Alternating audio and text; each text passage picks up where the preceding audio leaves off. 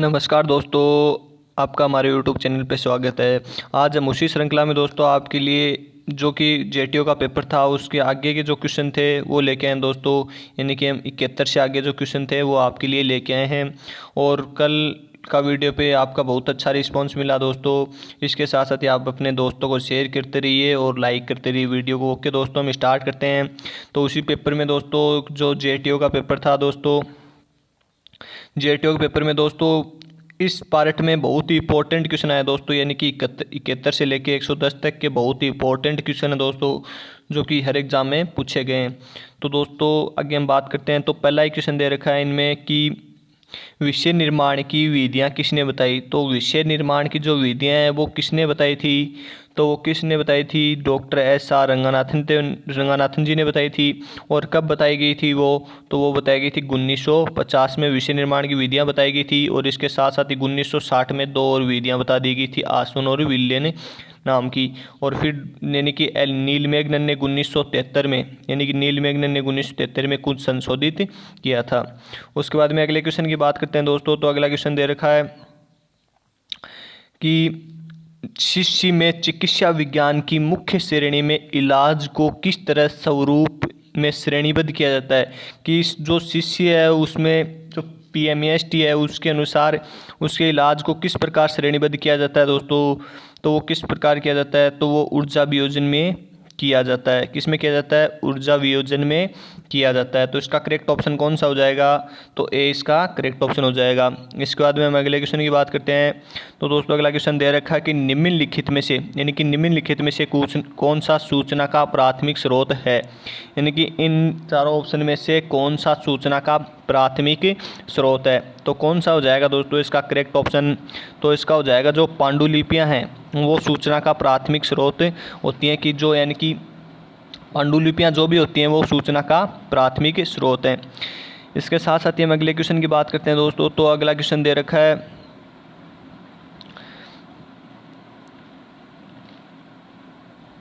कि एनोटेंशन क्या है।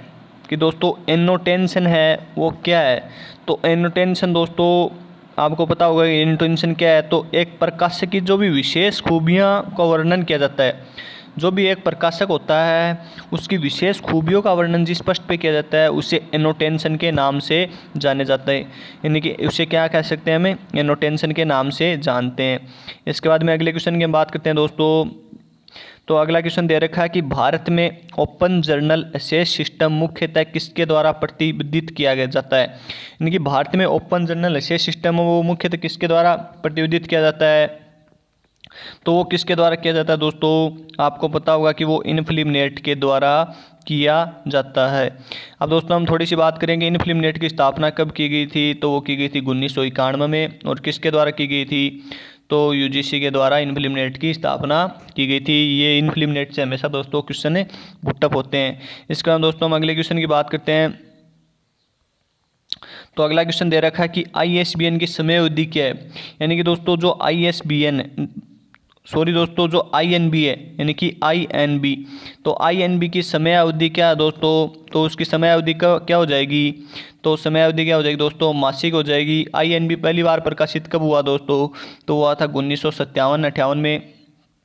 और इसके साथ साथ दोस्तों INB का प्रकाशन कौन करता है दोस्तों, तो वो CRL यानी कि सेंट्रल रेफरेंस लाइब्रेरी दिल्ली करती है। और दोस्तों INB के बारे में कंप्लीट वीडियो हमने यूट्यूब चैनल पे अपलोड कर रखा है, आप प्लेलिस्ट में जाके देख सकते हैं दोस्तों। इसके बाद दोस्तों हम अगले क्वेश्चन की बात करते हैं। तो अगला क्वेश्चन दे रखा है कि निम्नलिखित में से कौन सा स्विचिंग सिस्टम नहीं है। यानी कि कौन सा चारों ऑप्शन में से स्विचिंग सिस्टम नहीं है, तो कौन सा हो जाएगा दोस्तों इसका करेक्ट ऑप्शन है, इसका करेक्ट ऑप्शन हो जाएगा राउटर। राउटर दोस्तों एक स्विचिंग सिस्टम है, नहीं माना जाता है। इसके बाद में अगले क्वेश्चन की बात करें दोस्तों हम। तो अगला क्वेश्चन दे रखा है कि एक कैटालॉग विभिन्न पुस्तकालयों में संग्रहण का प्रतिनिधित्व करता है, तब इसे क्या कहते हैं। कि जो एक कैटालॉग होता है वो सभी पुस्तकालयों में, यानी कि मिश्रित पुस्तकालयों में, तो जो कैटालॉग का प्रतिनिधित्व करता है उसे हम क्या किस नाम से जानते हैं, तो उसे किस नाम से जानते हैं दोस्तों, तो उसे हो जाएगा संघीय सूची के नाम से जानते हैं। तो इसका करेक्ट ऑप्शन क्या हो जाएगा, ये इसका करेक्ट ऑप्शन हो जाएगा दोस्तों। इसके बाद में अगले क्वेश्चन की हम बात करते हैं दोस्तों। तो अगला क्वेश्चन दे रखा है निम्नलिखित में से कौन सी निःशुल्क सवर्ण पुस्तक साइट है। यानी कि निःशुल्क पुस्तक संग्रहण साइट कौन सी है दोस्तों इनसे, तो कौन सी हो जाएगी इनसे, इनका करेक्ट ऑप्शन हो जाएगा दोस्तों डी, इनकी लिब्री बॉक्स है वो दोस्तों एक निःशुल्क संग्रहण पुस्तक साइट है दोस्तों। इसके बाद में अगले क्वेश्चन की हम बात करते हैं दोस्तों। तो अगला क्वेश्चन दे रखा है, अच्छा क्वेश्चन है दोस्तों कि इन्फॉर्मेशन शब्द को पहली बार कब प्रयुक्त किया गया था। तो दोस्तों इन्फॉर्मेशन शब्द था उसको पहली बार कब प्रयुक्त किया गया था, तो वो कब प्रयुक्त किया गया दोस्तों 1960 में प्रयुक्त किया गया था। और दोस्तों 1960 में कहाँ पे किया गया था दोस्तों, तो वो किया गया था जापान में। ये पहले क्वेश्चन पूछा गया दोस्तों कि कहाँ पे प्रयुक्त किया गया था, तो वो जापान में प्रयुक्त किया गया था। और इसी इन्फॉर्मेशन शब्द को 1964 में दोस्तों पिट्सबर्ग यूनिवर्सिटी के द्वारा भी दोस्तों इसको प्रयोग किया गया था। और लाइब्रेरी साइंस के साथ इन्फॉर्मेशन शब्द जोड़ के लाइब्रेरी साइंस का आधुनिक नाम कर दिया गया था लाइब्रेरी एंड इन्फॉर्मेशन साइंस। कब कर दिया गया था दोस्तों 1964 में। किसके द्वारा किया गया था, तो पिट्सबर्ग यूनिवर्सिटी के द्वारा। ओके दोस्तों, हम अगले क्वेश्चन की बात करते हैं। तो अगला क्वेश्चन दे रखा है दोस्तों कि निम्नलिखित में से कौन सा प्राथमिक पर शैक्षणिक उद्देश्यों के लिए नहीं है, यानी कि जो कौन सा नेटवर्क है जो शैक्षणिक उद्देश्य के लिए नहीं है, तो इनसे कौन सा हो जाएगा दोस्तों, तो कौन सा हो जाएगा दोस्तों इनसे दोस्तों निक नेट इसका करेक्ट ऑप्शन हो जाएगा, जो कि प्राथमिक यानी कि शैक्षणिक उद्देश्य के लिए नहीं है। दोस्तों निक नेट की स्थापना कब की गई थी, तो 1977 में की गई थी। और यानी निक नेट की फुल फॉर्म क्या हो जाएगी दोस्तों, नेशनल इन्फॉर्मेशन सेंटर नेटवर्क इसकी फुल फॉर्म हो जाएगी दोस्तों। इसके बाद में अगले क्वेश्चन की बात करते हैं दोस्तों। अगला क्वेश्चन दे रखा है कि निम्नलिखित में से कौन सा ओपन सोर्स सॉफ्टवेयर नहीं है। तो ओपन सोर्स सॉफ्टवेयर कौन सा नहीं है, यानी कि ओपन सोर्स से समझ सकते हैं हम कि फ्री, यानी कि जो दोस्तों हमें फ्री में सॉफ्टवेयर मिले वो सॉफ्टवेयर इनसे कौन सा नहीं है, कि दोस्तों जो हमें फ्री में सॉफ्टवेयर मिले वो कौन सा नहीं है। तो फ्री में हमें कौन सा सॉफ्टवेयर नहीं मिलता है, तो दोस्तों इसका करेक्ट ऑप्शन कौन सा हो जाएगा, विंडो ग्रीन स्टोन दोस्तों एक फ्री सॉफ्टवेयर है। इसके साथ साथ दोस्तों लाइनेक्स भी फ्री सॉफ्टवेयर है, डी स्पेस भी दोस्तों एक फ्री सॉफ्टवेयर यानी कि ओपन सोर्स है, डिजिटल सॉफ्टवेयर के नाम से भी जानते हैं दोस्तों। तो कौन सा ऑप्शन हो जाएगा दोस्तों इसका, विंडो इसका करेक्ट ऑप्शन हो जाएगा। इसके बाद में अगले क्वेश्चन की बात करते हैं दोस्तों। तो अगला क्वेश्चन दे रखा है कि अज्ञात एवं संदिग्ध लेखक की पुस्तकों को क्या कहते हैं। जो दोस्तों अज्ञात होती हैं या संदिग्ध लेखक होता है जिनकी पुस्तकों पे लेखक का नाम नहीं अंकित किया जाता है, उन पुस्तकों को क्या कहा जाता है, तो उन पुस्तकों को क्या कहा जाता है दोस्तों, तो उनको कहा जाता है एप्रोक्राफाइल पुस्तक दोस्तों, यानी कि एप्रोक्राइफल पुस्तक के नाम से उन पुस्तकों को जाना जाता है जो अज्ञात लेखक के नाम से होती हैं। ओके दोस्तों, हम अगले क्वेश्चन की बात करते हैं। तो अगला क्वेश्चन दे रखा है निम्नलिखित में से कौन सी सर्वाधिक पुरानी वर्गीकरण विधि है, यानी कि निम्नलिखित जो वर्गीकरण पत्तियां हैं उनमें सबसे पुरानी वर्गीकरण विधि कौन सी है दोस्तों। तो मैं इनकी सबकी डेट लिखूंगा दोस्तों, आपको देखना है। ये DDC है दोस्तों 1876 में मेलविन डेवी के द्वारा, BC है दोस्तों 1935 में दोस्तों, इसका दोस्तों UDC है 1905 में दोस्तों, और दोस्तों CC है कब 1933 में। तो कौन सी सबसे पुरानी विधि होगी दोस्तों, तो कौन सी हो गई 1876, यानी कि DDC सबसे वर्गीकरण की सबसे पुरानी वर्गीकरण विधि है। और सबसे सरल विधि भी कौन सी है दोस्तों, DDC है। अगले क्वेश्चन की हम दोस्तों बात करते हैं। तो अगला क्वेश्चन दे रखा है कि ACR2 के अनुसार बाह्य स्रोत से प्राप्त सूचना को निम्नलिखित में से किसके अंदर दर्शाया जाता है। जो बाह्य स्रोतों से हमें सूचना प्राप्त होती है उनको निम्नलिखित में से किन के अंदर दर्शाया जाएगा, तो किस कोष्टक के अंदर दर्शाया जाता है हमें, तो उससे बड़ा कोष्टक के अंदर दर्शाया जाता है। जो कि विशेष सूचनाएं होती हैं या बाह्य स्रोत से सूचना प्राप्त होती है हम उनको यानी कि बड़ा कोष्टक के अंदर दर्शाते हैं। अगले क्वेश्चन की हम दोस्तों बात करते हैं। तो अगला क्वेश्चन दे रखा है दोस्तों कि पुस्तक का वितरण अधिनियम यानी कि डिलीवरी ऑफ बुक एक्ट किस वर्ष पारित किया गया था। तो डिलीवरी ऑफ बुक एक्ट किस वर्ष पारित किया गया दोस्तों, तो वो किया गया था 1954 में पारित किया गया था। और इसी अधिनियम के चार डेपोसिटरी पुस्तकालय हैं दोस्तों, यानी कि पहला है दोस्तों एशियाटिक सोसाइटी, कोनोमेरा पब्लिक लाइब्रेरी दोस्तों, भारत का राष्ट्रीय पुस्तकालय और दिल्ली पब्लिक लाइब्रेरी। दोस्तों दिल्ली पब्लिक लाइब्रेरी को 1982 में यानी कि डेपोसिटरी पुस्तकालय घोषित किया गया था, और इन तीनों को 1955 में डेपोसिटरी पुस्तकालय घोषित किया गया था। यानी कि दोस्तों पुस्तक वितरण अधिनियम के बारे में हमारे YouTube चैनल पे दोस्तों बहुत ही अच्छा वीडियो अपलोड किया है, और आप प्लेलिस्ट में जाके उस वीडियो को देख सकते हैं दोस्तों।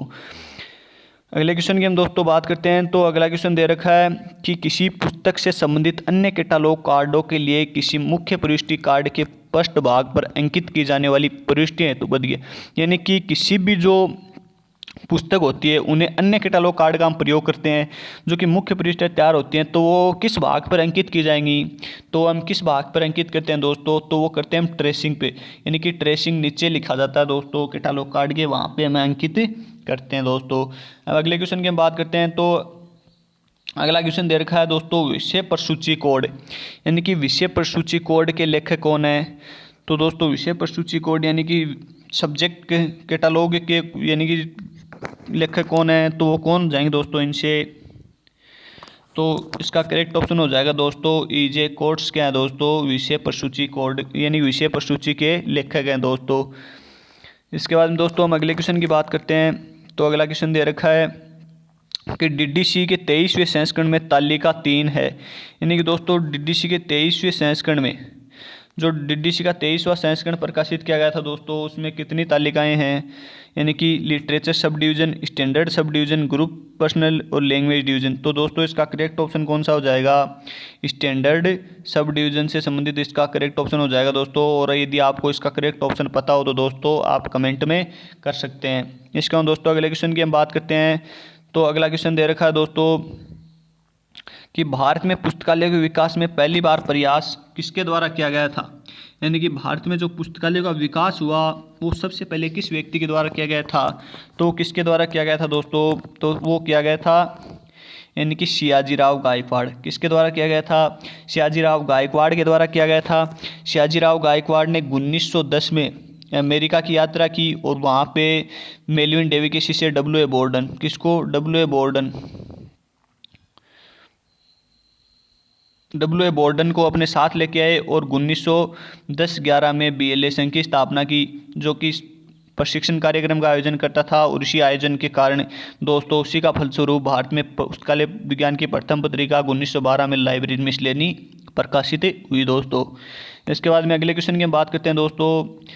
तो अगला क्वेश्चन दे रखा है कि प्राथमिक साहित्य यानी कि प्राथमिक साहित्य के प्रतिनिधित्व रिपैकेजिंग और संक्षिप्तीकरण की प्रक्रिया जिससे परिणाम स्वरूप द्वितीय जर्नल का सर्जन होता है वह है, यानी कि दोस्तों द्वितीय जर्नल यानी कि सर्जन का किसके द्वारा सर्जन हुआ था दोस्तों।